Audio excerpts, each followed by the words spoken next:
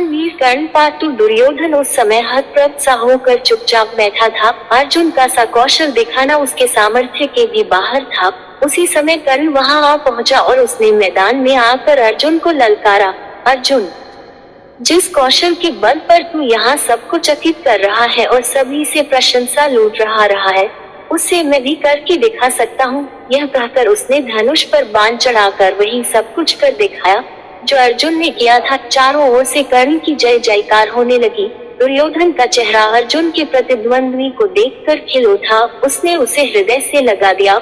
उसने उसे अर्जुन के साथ द्वंद्व युद्ध करने के लिए प्रेरित किया। दुर्योधन की बात मानकर उसने अर्जुन को इसके लिए चुनौती दी। अर्जुन द्वंद्व युद्ध के लिए तैयार हो गया। अब झगड़ा बढ़ने की आशंका थी, इसलिए कृपाचार्य ने बीच में हस्तक्षेप करते हुए कहा कि राजकुमार के साथ राजकुमार का ही द्वंद्व युद्ध हो सकता है।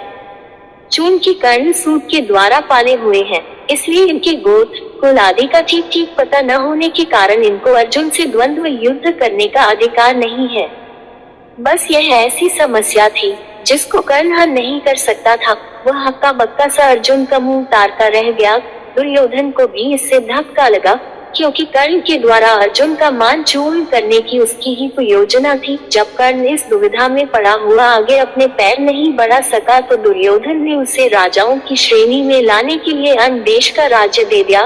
राजा होने के नाते अब वह अर्जुन या अन्य किसी राजकुमार के साथ युद्ध कर सकता था। वह इसके लिए उतारू भी था, लेकिन संध्या होने के कारण यह वाद विवाद थम गया और सब अपने अपने घर चले गए। बस फिर जीवन में सदा ही कर्ण अर्जुन से प्रतिद्वंद्वी के रूप में मिला। अर्जुन से ही उसकी विशेष रूप से शत्रुता थी। वह उसकी प्रसिद्धि को सह नहीं सकता था। अनेक स्थलों पर वह अर्जुन के सामने आया, लेकिन अपना कोई गोत्र न बता सकने के कारण उसे सामने से हटना पड़ा।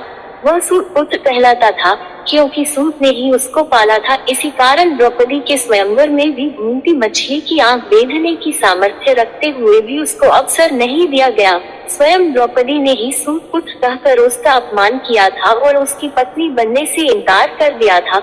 सूत पुत्र को क्षत्रिय कन्या का वरण करने का अधिकार नहीं है। ये शब्द शूल की तरह उसके हृदय में चुभ गए थे और वह लहू के घूंट पीकर अपने स्थान पर आ बैठा था।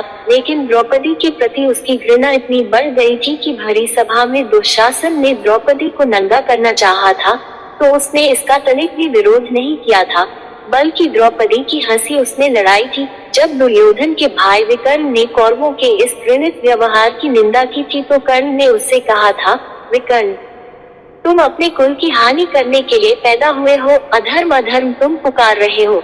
द्रौपदी के साथ जो भी व्यवहार किया जा रहा है वह ठीक है। वह दासी है और दासी के ऊपर स्वामी का पूरा अधिकार होता है। यह कहकर उसने द्रौपदी के द्वारा किए अपने अपमान का बदला चुकाया था। उस समय उसका हृदय पत्थर की तरह कठोर हो गया था। जैसे भी बन पड़ा उसने द्रौपदी का अपमान किया, उसे 5 पुरुषों की व्यभिचारिणी स्त्री कहा और हर तरह से उसे धिक्कारा। उस समय प्रतिशोध की आग में जलते हुए उसने उचित अनुचित का विचार बिल्कुल छोड़ दिया। द्रौपदी को नंगी देखने और दिखाने की उसकी इच्छा थी। इससे स्पष्ट होता है कि कर्ण प्रतिशोध की भावना के आगे सत्य, न्याय और धर्म की भावना को पूरी तरह भूल जाता था। यह उसके चरित्र की दुर्बलता ही है।